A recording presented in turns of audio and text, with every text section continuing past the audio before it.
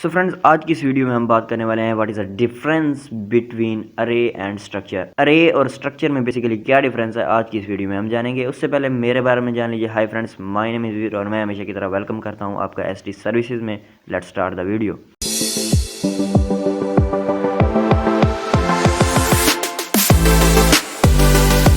Array and structure. Array is the collection of homogeneous data type. Structure is the collection on heterogeneous data type. Array जो है बड़ा हमारे पास homogeneous data type का collection है बड़ा। Homogeneous data type मसलन हमारे पास इंटीजर डाटा टाइप है तो हम इसको इंटीजर डाटा को ही इसमें स्टोर कर सकते हैं। फ्लोट डाटा टाइप है तो हम यहाँ इस फ्लोट डाटा को ही इसमें महफूज कर सकते हैं। करैक्टर डाटा टाइप है तो हम इसमें करैक्टर को ही महफूज कर सकते हैं। ये हमारे पास होती है सिमिलर, एक जैसा। जबकि हेट्रोजीनियस डाटा टाइप क्या होता है, different types of data. Array data are access using index. Structure elements are access using dot operator.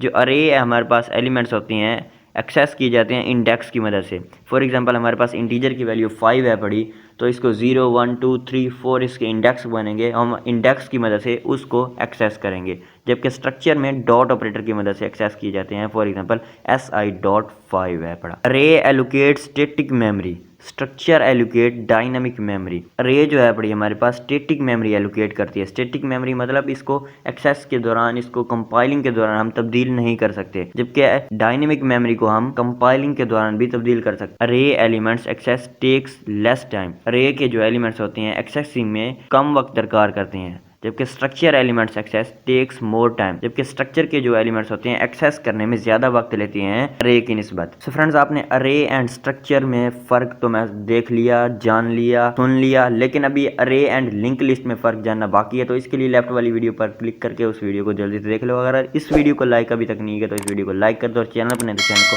Subscribe कर दो। और कंप्यूटर के बेसिक्स को देखने के लिए लेफ्ट वाली प्लेलिस्ट को ज़रूर एक्सेस कर लेना।